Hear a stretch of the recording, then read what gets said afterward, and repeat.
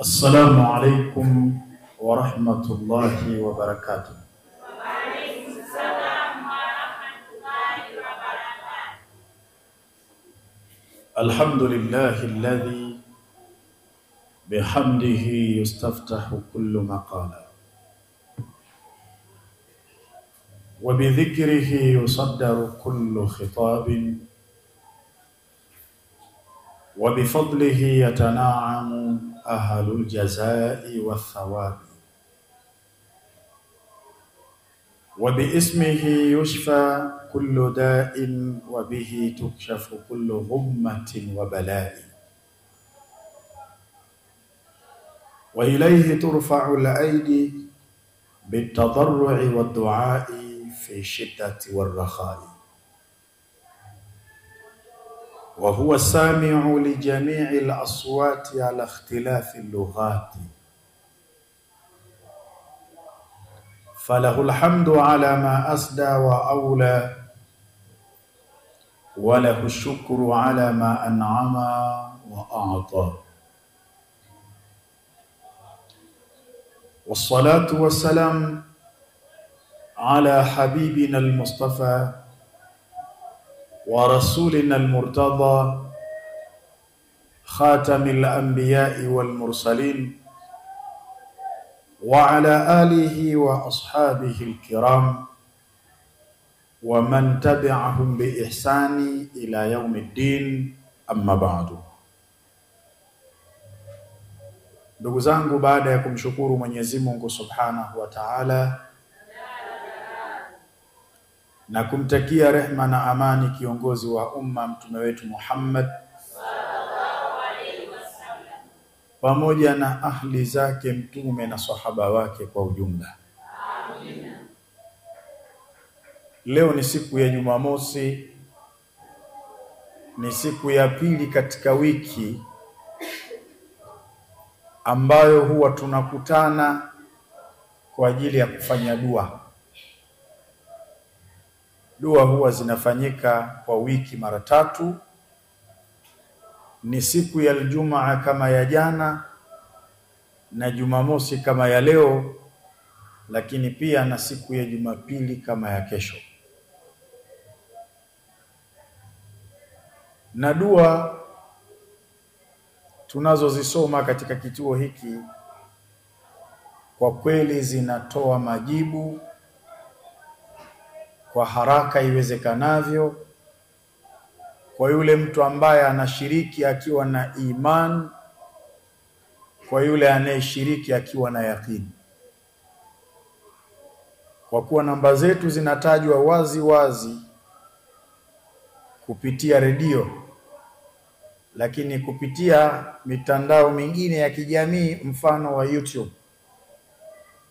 Hivyo basi watu wanatupigia simu na wengine hutuma message wakielezea mafanikio yao kupitia dua. Na ndio maana siku zote nimekuwa nikisisitiza, unapokuja hapa katika majlisi ya dua, tafadhali sana hili unalolifanya uwe na imani nalo, uwe na yakini nalo. Mtume sallallahu alaihi wasallam anatufundisha, anasema inna Allaha yuhibbu 'abdan idha amila amalan an yutqinahu. Hakika Mwenyezi Mungu anampenda mja ambaye anapofanya amali yoyote ile aifanye kwa ufanisi. Amali inafanywa kwa ufanisi kwa kuwa na iman, kwa kuwa na yakini. Mtu yoyote anayelifanya jambo akiwa na imani na lile analolifanya, akiwa na yakini na lile analolifanya, yuhesabika kuwa amefanya amali kwa ufanisi uliokuwa mzuri. Mtu kama huyu lazima ajibiwe dua zake. Kwa hiyo walillahi alhamdu, tunamshukuru Mwenyezi Mungu, wengi wanaohudhuria katika majlisi hii ya dua, na hasa mara tu zinapomalizika dua kubwa kubwa, si tunapata mrejesho mzuri sana kwa kupigiwa simu, lakini wakati mwingine kwa kutumiwa SMS. Na wewe ambaye hujaona matokeo, jitahidi kutengeneza imani yako, jitahidi kuitengeneza yaqini, utafanikiwa. Kama ni maradhi ndiyo yanayokusumbua, Allah atakuondoshea.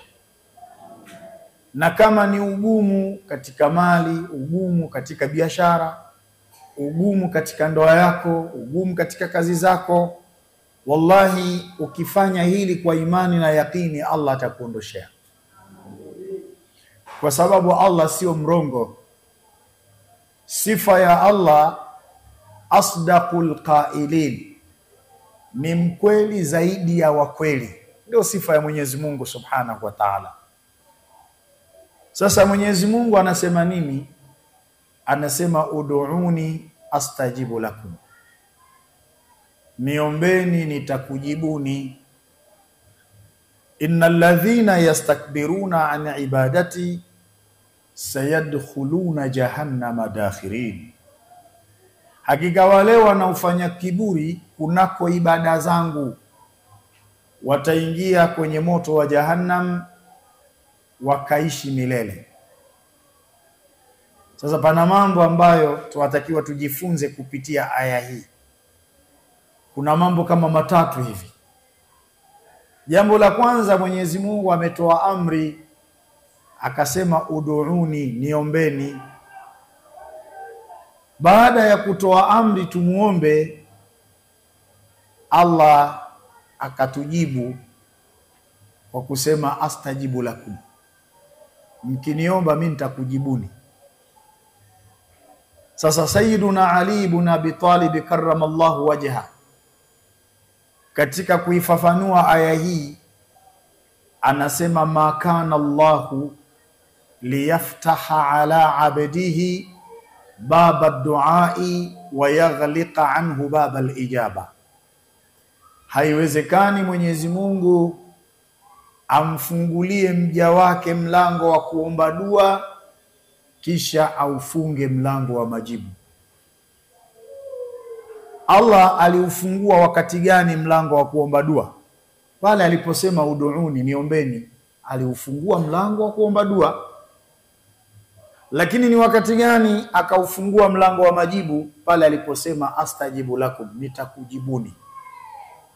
Hivyo basi makana lillahi an yaftaha li'abdihi baba duai wa yaghliqa anhu baba al-ijaba, haiwezekani Mwenyezi Mungu aufungue mlango wa kuomba kisha aufunge mlango wa majibu. Hiyo sio sifa ya Mwenyezi Mungu Subhanahu wa Ta'ala. Ukiona wewe hujibiwi, basi una kasoro katika uombaji wako. Yawezekana huna imani na kile unachokiomba, huna imani na yule unayemuomba, huna yaqini na yule unayemuomba. Anakujibu vipi? Huna imani na Allah, huna yaqini na Allah, Allah atakujibu vipi? Mtume sallallahu alayhi wasallam anasema ud'uni, anasema ud'u Allah wa antum muqinuna bil ijaba, muombeni Mwenyezi Mungu na nyinyi mkiwa mna yaqini ya kwamba mtajibiwa. Sasa wewe muomba Allah, huna yaqini ya kwamba Allah atakujibu. Fa inna Allah la yastajibu duaa qalbi ghafilillah, Mwenyezi Mungu haijibu dua ya mtu mwenye moyo uliyemsahau Allah tabaraka wa taala. Kwa mtu ambaye hana imani na Mwenyezi Mungu, hana yaqini na Allah, moyo wake umemsahau Mwenyezi Mungu Subhanahu wa Ta'ala, Mwenyezi Mungu hawezi kukujibu. Sasa wengi wanaofanikiwa katika dua zetu hizi ni wale wenye imani, ni wale wenye yaqini, na hao ndio wanaoleta mrejesho kwamba Sheikh, tunashukuru sana, dua imemalizika, nilikuwa na jambo zito limenifika shingoni, lakini walillahi alhamdu, namshukuru Mwenyezi Mungu, jambo hilo limekwisha. Wengi wanasema hivi. Ndio maana tunapeana semina kujazana iman, kutengenezeana yakini, ili na sisi tufanikiwe. Na mimi naamini tunakwenda kufanikiwa. Tusemeni inshallah. Inshallah. Tusemeni tena inshallah. Inshallah. Jana tulifungua semina ya maelekezo ya dua tunayotaraji kuifanya mapema mwezi wa 6, na dua yenyewe inakwenda kwa anwani dua inayotokana na barua ya Mtume Muhammad sallallahu alaihi wasallam. Mtume Muhammad sallallahu alaihi wasallam. Na jana tulieleza japo kwa mukhtasari namna barua hii inavyofanya kazi, na ili ianze operesheni yake mapema, tukasema leo tutaanza kuigawa. Tusemeni inshallah. Inshallah. Tusemeni tena inshallah. Inshallah. Lakini khawasi ya barua ya Mtume sallallahu alaihi wasallam awamu hii itaungana na khawasi ya maneno ya Nabiyullah Sulaimana ibn Daudi alayhi assalam, aliyofundishwa na jini Subiani. Kwa ni muunganiko wa khawasi mbili, na zote zimewekwa kwenye hii barua ya Mtume Muhammad sallallahu alaihi wasallam, ambayo leo tutakugawiwa. Kama ambavyo Ibn Qayyim al-Jawziyya rahimahullah anasema, ilmu tibbi asasuhu mabniyu ala tajarubi, elimu ya tiba msingi wake ni majaribio. Imefanyiwa majaribio barua ya Mtume kwa kuiunganisha na maneno ya Nabiyullah Sulaimani ibn Daudi aliyofundishwa na Ummu Subiani. Majaribio hayo yameleta majibu 100%. Kwa walioshiriki, ikiwa matatizo yao ni maradhi yanayosababishwa na nguvu za giza, waliponywa maradhi yao. Muunganiko wa hizi khawasi mbili hizi. Na wale ambao matatizo yao yalikuwa ni nguvu za giza zilizoharibu uchumi wao, Mwenyezi Mungu alitengeneza uchumi wao. Na wale ambao matatizo yao ilikuwa ni mahusiano, kama ni mke kwa mume, na kama ni mume kwa mke, na kama ni mtu kwa mchumba wake, muunganiko wa hizi khawasi mbili zilikwenda kuondosha mashakili hayo. Wenye matatizo katika kazi, wenye matatizo katika ahadi, muunganiko wa hizi khawasi mbili uliwasaidia sana. Kwanza barua ya Mtume sallallahu alaihi wa alihi wasallam, lakini pili ni maneno ya Nabiyullah Sulaiman ibn Daudi aliyofundishwa na Ummu Subiani. Sasa huyu Ummu Subiani mina shayatini aljinni, ni katika mashaitani wa kijini. Vipi anamfundisha Mtume wa Allah maneno, kisha Mtume wa Allah anayatumia maneno hayo? Jambo hili linawezekana kweli? Tabaan, jambo hili linawezekana, kwa sababu wakati mwingine mashaitani wa kijini huwa wanatumwa na Allah, wanatezwa nguvu, lazima waende kwa mitume wakafundishe maneno. Yale maneno yawe ni silaha kwa umma wao, waitumie silaha ile kujikinga dhidi ya mashaitani wa kijini. Hilo huwa linatokea. Na ndio maana siku moja Abu Huraira radhiallahu ta'ala anhu alitumwa na Mtume sallallahu alaihi wasallam kukusanya sadaka. Mahala alipokuwa anatunza sadaka, alikuwa anakuja jini anayeitwa Ghuli. Huyu ni jini wa chuma ulete, anaiba zile sadaka zinazokusanywa na Abu Huraira. Abu Huraira akaenda kumshtakia Mtume sallallahu alaihi wa alihi wasallam. Mtume sallallahu alaihi wasallam akampa maelekezo kwamba yule atakuja, atakapokuja mkamate. Na kweli siku iliyofuatia yule shaitani wa kijini akaja kuchukua sadaka. zilizokusanywa na Abu Huraira. Abu Huraira akamkamata, akamwambia sikuachii, tunakwenda mguu mosi mguu pili mpaka kwa Mtume sallallahu alaihi wasallam. Yule shaitani wa kijini akalia sana na akaomba msamaha na akaahidi kwamba hatokuja. Abu Huraira akaingiwa na huruma, akamwachia. Alipokwenda kwa Mtume sallallahu alaihi wasallam, Mtume akamwambia, nimepata habari kwamba yule shetani wa kijini alikuja ukamshika. Mtume akatumia lugha, mateka wako. Abu Huraira akamwambia Mtume sallallahu alaihi wasallam, ndio nilimkamata, lakini alilia akanibembeleza sana na akadai hatorudi. Mtume akamwambia muongo, kesho utamuona atakuja tena.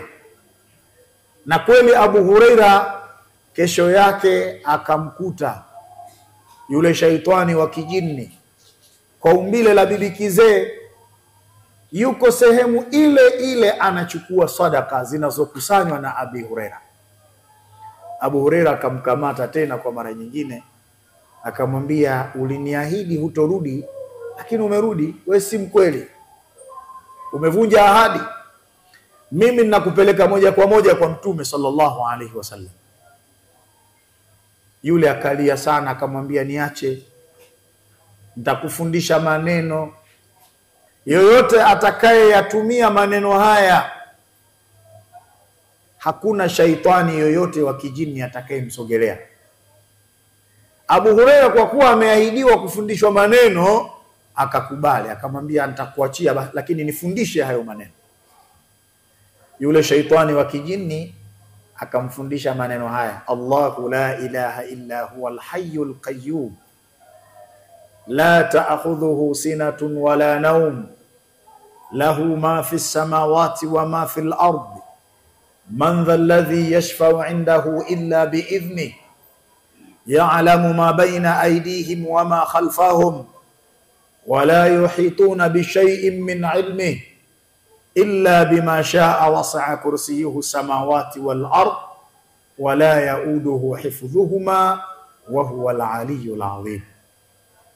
Abu Huraira alipofundishwa maneno haya akamwachia yule shaitani wa kijini. Kesho yake akaenda kwa Mtume sallallahu alaihi wasallam. Alipofika kwa Mtume, Mtume kamuuliza, kimejiri nini kati yako wewe na mateka wako? Akamwambia, ya Rasulullah, yule alikuja tena yule, nikamkamata akanibembeleza na akaniambia anifundishe maneno hayo nikiyatumia hakuna shaitani wa kijini atakayesogea. Mtume akamuuliza, ni maneno yapi hayo? Abu Huraira akamtajia Mtume sallallahu alaihi wasallam. Unajua Mtume alisema nini? Alisema, sadaqaka wa huwa kadhubu, kakueleza ukweli, kakufundisha maneno ya ukweli japokuwa yeye ni mrongo. Mrongo wakati mwingine upata akasema nini? Akasema kweli. Sasa huyu alitezwa nguvu na Allah afundishe maneno haya yaliyomo ndani ya Qur'ani, afundishe matumizi yake ili iwe ni msaada kwetu sisi. Mtume anamwambia, sadaqaka wa huwa kadhubu, kakueleza ukweli japokuwa yeye ni mrongo. Kwa hiyo sio ajabu shaitani wa kijini kutezwa nguvu na Mwenyezi Mungu Subhanahu wa Ta'ala akatoa maelekezo ya tiba, sio ajabu.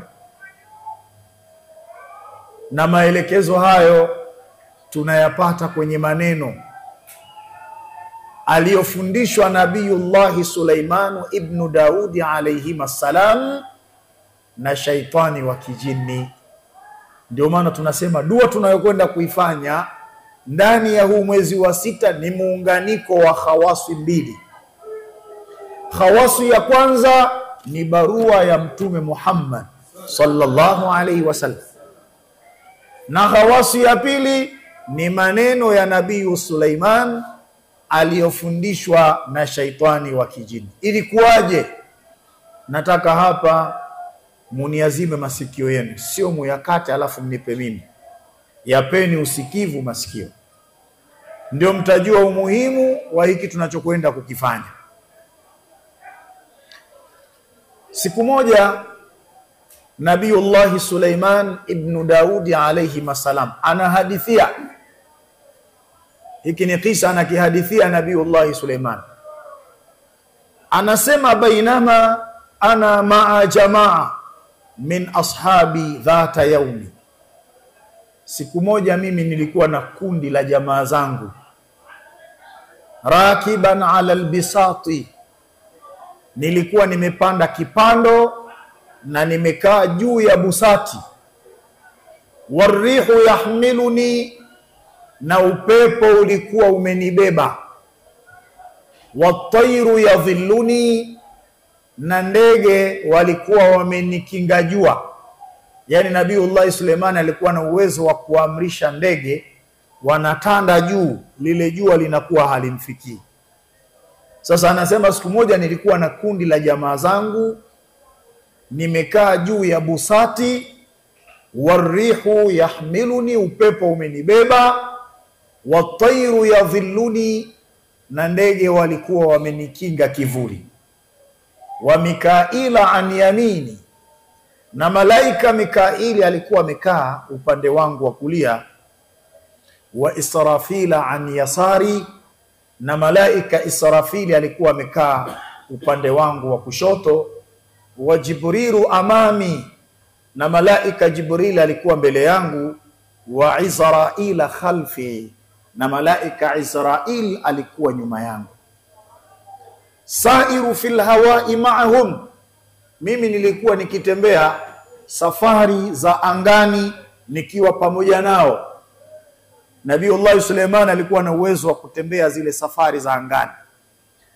Akiwa katika safari zake za angani, anasema faidha biajuzatin mal'una, tahamaki ghafla nikakutana na bibi kizee aliyelaaniwa na Mwenyezi Mungu Subhanahu wa Ta'ala, yuqalu laha ummu Subyan. Bibi kizee huyu jina lake anaitwa Ummu Subyan. Ni jini mkorofi sana huyu, wachawi humtumia sana jini huyu, lakini pia jini huyu huwatesa sana akina mama kwenye vizazi vyao.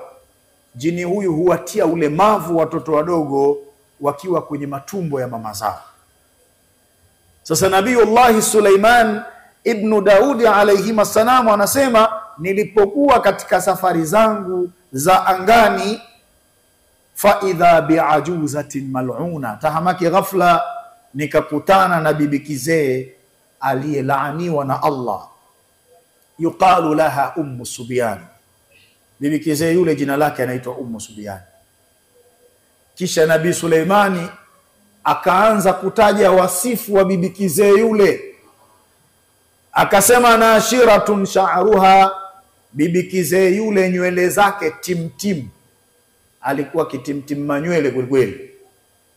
Fatihatun famuha, kinywa chake kiko wazi masaa 24 kana kwamba anataka kubuia kitu. Rafi'atun yadaiha, kanyanyua mikono yake kama vile anataka kukamata kitu. Mahdudatun anyabuha, meno yake makali kama upanga. Musfiratun asnanuha, pia meno yake yana rangi ya manjano. Yakhruju min baini asnaniha niranu, kunatoka katikati ya meno moshi. Wa min anfiha dukhan, yani yakhruju min baini asnaniha niranu, kunatoka moto katikati ya meno yake. Wa min anfiha dukhanu, na puani kwake kunatoka moshi. Yani katikati ya meno kunatoka moto, lakini puani kunatoka moshi. Tabhathu al-ardha bianyabiha, anaifukua ardhi kwa meno yake. Wa taqta'u ash-shajarata biaswatiha, anakata miti kwa sauti yake. Yani kile kitendo akitoa sauti miti inakatika yenyewe. Ainaha kalbarqil khatifi, macho yake bibi kizee huyu namna yanavyomeremeta ni kama vile umeme wa radi pindi radi inapotoa mwanga wake. Wa sautuha karradi, na sauti yake akizungumza inapasua moyo kama vile sauti ya radi. Nabiullahi Suleiman anasema fataajabtu minha, nikamshangaa bibi kizee huyo. Thumma altafattu ilaiha, kisha nikamgeukia. Mimi na wewe tusingeweza, lakini huyu ni mtume wa Allah na alikuwa na ulinzi, na ulinzi wenyewe ni hao malaika wanne alikuwa nao wakati huo. Mmoja mkono wa kulia, malaika mwingine mkono wa kushoto, mwingine mbele, mwingine nyuma. Alikuwa na ulinzi kwa sababu ilikuwa ni safari ya hatari. Ilikuwa ni safari yenye mauzauza mengi. Sasa Nabiullah Suleiman anasema thumma altafatu ilaiha, kisha nikamgeukia. Wa qultu laha, nikamuuliza man anta ayyatuha almal'una, ni nani wewe kiumbe uliyelaaniwa wewe? Lam ara fi tariqi, sijawahi kuona katika njia yangu hii, au hashu minka mandhara, kiumbe mwenye mandhari inayotisha kama yako. Wala aqbah minka launan, na wala sijawahi kuona kiumbe mwenye rangi mbaya kama yako. Anta min aljinni am min alinsi, je wewe ni katika majini au ni katika binadamu? Yule bibi kizee akajibu akasema ana sakharani rabbi wa sallatani ala bani adama wa banati hawa, mimi nimedhalilishwa na Mola wangu na amenisalitisha kuwafanyia uadui wana wa Adam na watoto wa Hawa. Yani kazi niliyosalitishwa na Allah juu ya wanadamu ni kuwafanyia uadui.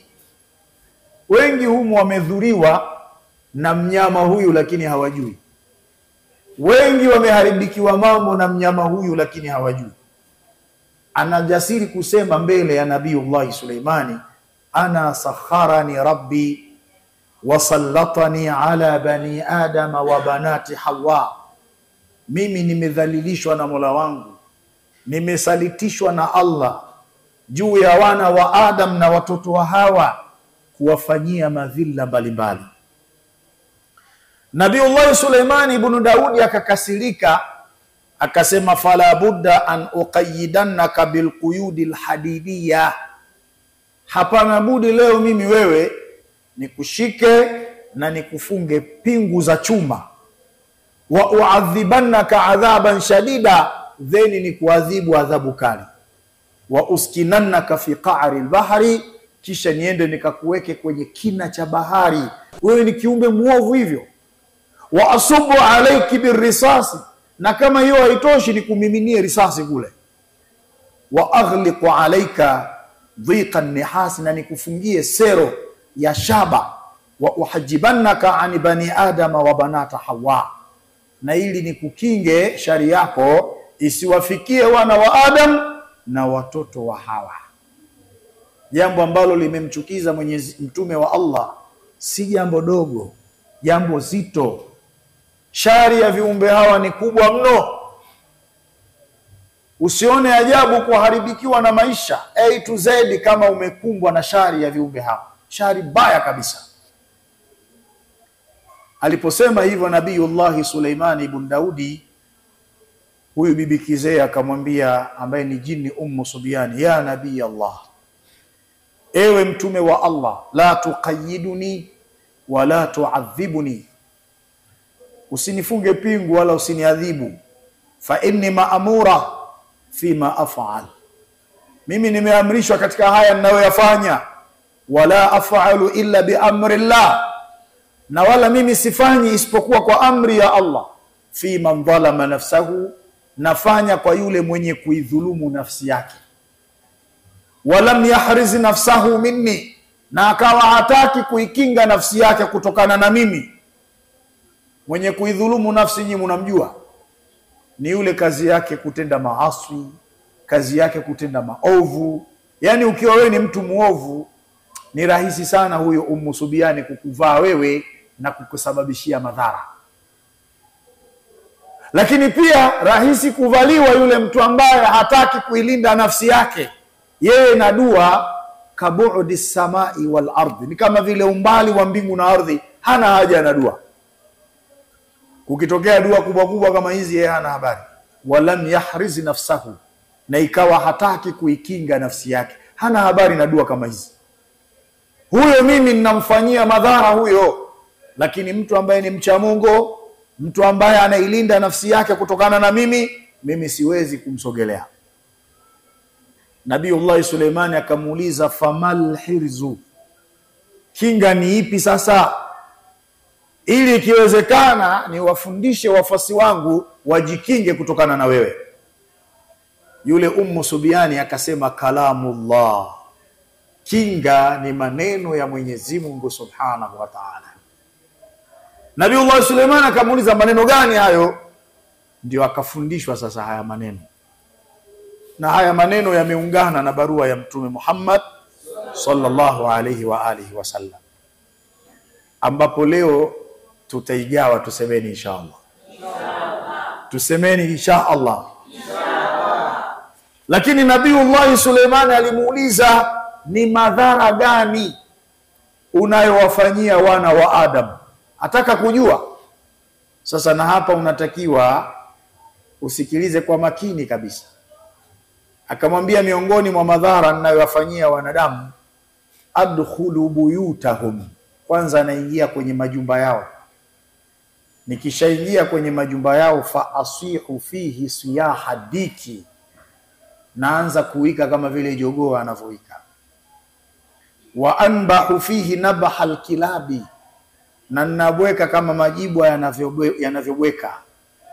Wa aj'uru ju'ra thawri, na ninaunguruma kama vile ng'ombe anavyounguruma.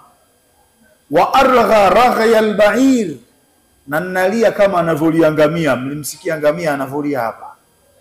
Wa ashilu sahla alkhayli, na ninatoa mlio kama farasi wanavyotoa mlio.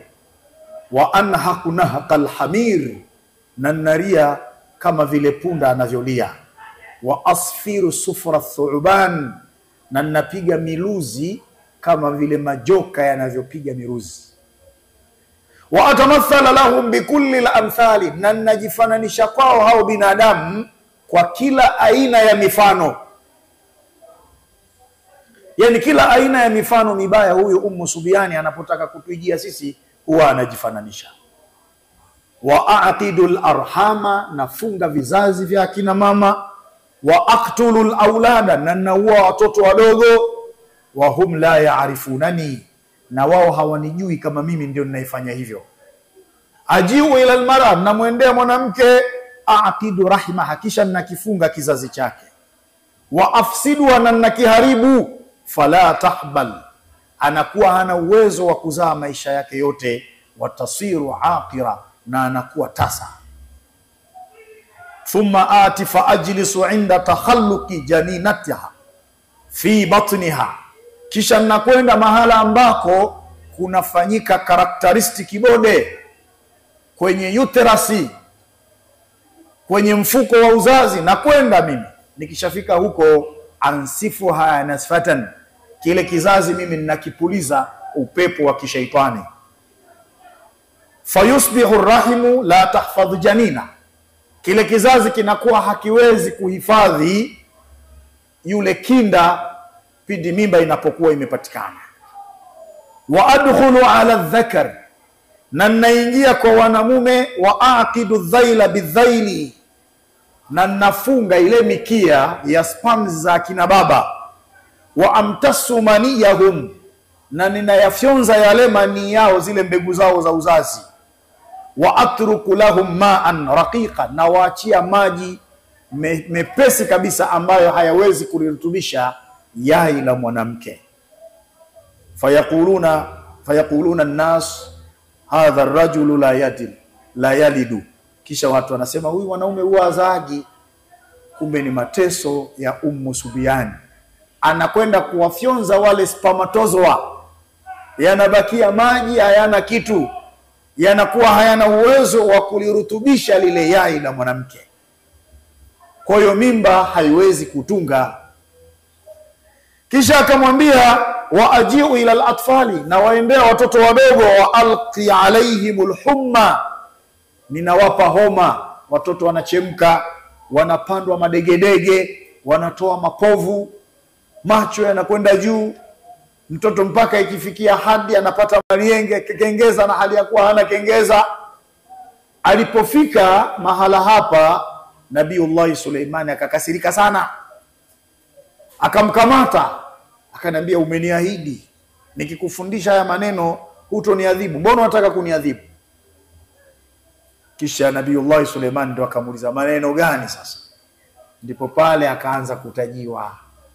Sasa haya maneno pia yameungana kwenye hii barua ya Mtume sallallahu alaihi wasallam ambayo tutaigawa leo, tusemeni inshallah. Leo sintoyaeleza haya maneno, na kusudia kesho nitayaeleza asubuhi, kesho Jumapili mapema kabisa. Lakini leo tutaingia kuigawa hii barua, kila mmoja awe nayo. Ukishaipata hii barua, ikunje vizuri. Kama unataka kufanya operation ya mwili wako, kunja vizuri, uilalie kwenye mto wako. Fanya hivyo mpaka siku ya dua. Na kama unataka kufanya operation ya nyumba yako, nenda katundike kwenye nyumba yako, ikae imetundikwa hivyo mpaka ile siku ya dua utakapokuja nayo. Unataka kufanya operation ya eneo lako la biashara na biashara yako kwa ujumla, katundike katika eneo lako la biashara, ikae hivyo, utakuja nayo siku ya dua. Hizi ni operation zinatangulia operation hizi kabla ya dua yenyewe ya barua ya Mtume sallallahu alaihi wasallam. Lakini pia tumeeleza Ijumaa ijayo tutagawa dawa hapa, na Jumamosi ijayo tutagawa kombe, na Jumapili ukiacha ya kesho inayokuja, njoo na mnyaa pamoja na vipande 7 vya mkaa, njoo navyo. Hii dawa tutakayogawa Ijumaa hii pamoja na kombe tutakalolitoa Jumamosi litafanya kazi na mnyaa pamoja na vipande 7 vya mkaa, ambapo operation hii itakwenda wiki ngapi? Wiki 3. Wiki 3 hizi, kila Ijumaa tutatoa hiyo dawa. Jumamosi tutatoa dawa, Jumapili unakuja na vipande 7 vya mkaa pamoja na mnyaa. Hiyo siku ya Jumapili hiyo utauweka mnyaa wako ardhini, kisha utaukalia sawa sawa na makalio yako. Halafu vipande 7 vya mkaa utakuwa umevishika mkononi.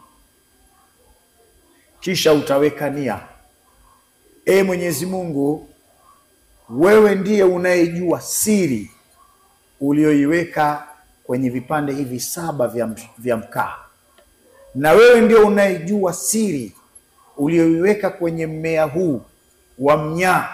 Na ukasema ndani ya Qur'ani, huwa alladhi khalaqa lakum ma fil ardi jamia, bila shaka ni yeye Allah ndiye aliyekuumbieni nyinyi binadamu vitu vyote vilivyomo ardhini, na miongoni mwa vile ulivyotuumbia Mola wetu ni huu mnyaa, ukaweka siri kubwa ndani yake na ukaweka mambo mazito ndani yake. Na kuomba Mwenyezi Mungu, mnyaa huu ukafanya operation katika mwili wangu, na kuomba Mwenyezi Mungu vipande hivi 7 vya mkaa vikafanya operation katika mwili wangu. Mwenyezi Mungu, maadui wa Uislamu walipowasha moto kwa ajili ya vita, wewe uliuzima huo moto, na mimi ninakwenda kuuzima moto wa maadui zangu.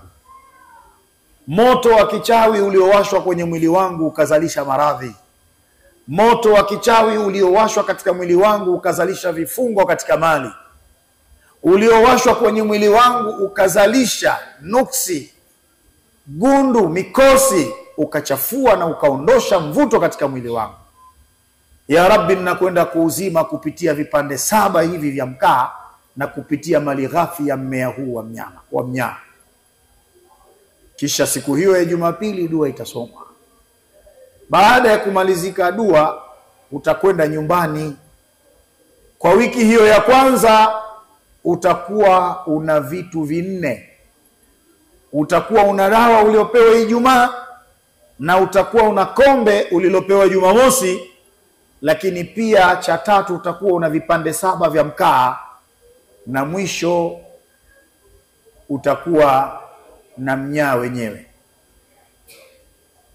Unachokifanya sasa wakati wa kutaka kulala, washa moto, hivi vipande 7 ulivyokuja navyo kwenye dua vya mkaa visikose kwenye huo moto utakaowasha. Weka maji yanayotosha kuoga mwili wako mzima, tumbukiza ule mnyaa humo, weka na ile dawa uliopewa siku ya Ijumaa pamoja na lile kombe ulilopewa Jumamosi. Hili kombe ulilopewa Jumamosi linatokana na hii aya. Mwenyezi Mungu anasema kullama auqadu naran lilharbi atfa'aha Allah. Maadui kila walipowasha moto kwa ajili ya vita, Mwenyezi Mungu aliuzima ule moto. Na sisi tunakwenda kuuzima moto wa wachawi, moto wa mashaitani wa kijini, moto wa hasadi, moto wa vijicho, vifungo na kadhalika. Sasa hili kombe linatokana na aya hii, limimine humo kwenye maji ambayo ndani yake kuna mnyaa. Weka na ile dawa uliopata Ijumaa, kisha washa mkaa wako wa moto, vipande 7 visikose, viwake vile vipande 7. Kisha simama, ule moto uwe katikati ya mapaja yako, ukiwa chini, lakini wewe usimamie, uwe katikati ya yale mapaja, na yale maji uliochanganya na dawa na kombe yawe kando kando hapo. Kisha sema, Mwenyezi Mungu, sikusudii kuzima mkaa wa moto, bali mimi ninakusudia kuzima uadui ulioko katika mwili wangu unaotokana na uchawi, mashaitani, hasadi, vijicho, nuksi. Ninazima uadui huo uzimike kama vile utakavyozimika mkaa huo. Maadui wa Uislamu walipotaka kupambana na Uislamu, Allah ulizima moto wao, na mimi nataka uzime moto wa uadui kama ulivyozima moto wa maadui wa Uislamu. Utanuia, kisha utachota maji, utaanza kumimina kichwani, yale maji yataanza kuchilizika kuja katika maeneo mengine ya mwili, yatakwenda mpaka yatakwenda kwenye ule moto. Ule moto utazimwa na maji yenye dawa, mchanganyiko na kombe, mchanganyiko na mnyaa, na vile vipande vimefanyiwa khawasi maalumu ya dua. Ule moto unakwenda kuzimwa. Hii ni khawasi kubwa sana.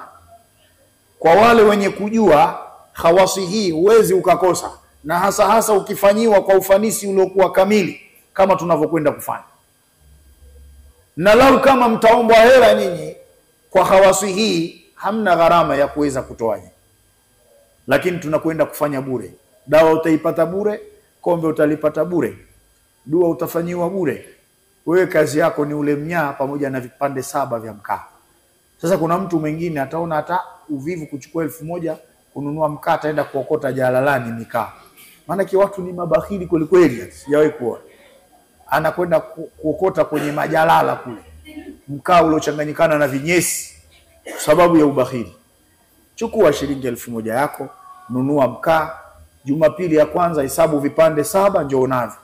Jumapili ya pili vipande 7 njoo navyo. Jumapili ya tatu vipande 7. Jumla vipande 21. Wewe utashindwa wewe. Unakuwa umemaliza kadhia kabisa. Kwa hiyo leo tutaanza kuigawa hii barua ya Mtume, muanze kulalia, kuweka kwenye majumba yenu na maeneo yenu ya biashara. Lakini pia Ijumaa inayokuja tunagawa dawa. Jumamosi tutagawa kombe. Jumapili unakuja na mnyaa, utakuja pamoja na vipande 7 vya mkaa. Tutakuja kufanya dua, tutaelekezana tena.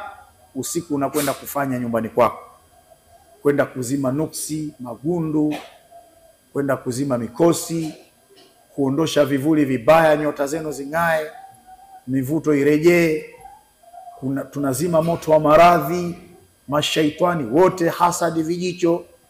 Ni muhimu sana khawasi hii. Tumuombe Mwenyezi Mungu atusamehe madhambi yetu na atujalie taufiki, kwani yeye ni waliyu taufiki. Wassalamu alaikum wa rahmatullahi wa barakatuh.